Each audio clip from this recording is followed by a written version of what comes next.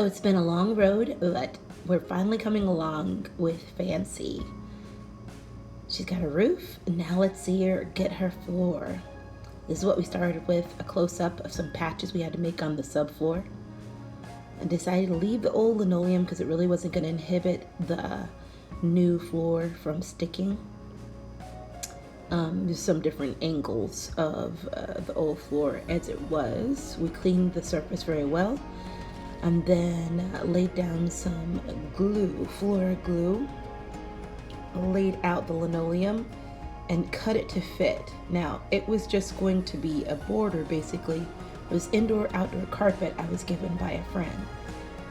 So we kind of framed the existing storage box with it. This is some of the molding that's going to be going on the edge to make it look more complete. The little nails that I used to put that molding down, and a view of it coming together. You can see the moldings around the carpet at the back.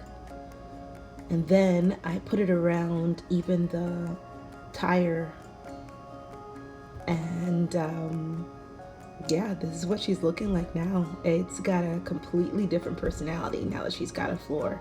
And I must say, the railing changes everything. All of the edging and the molding just cleans it up so nicely.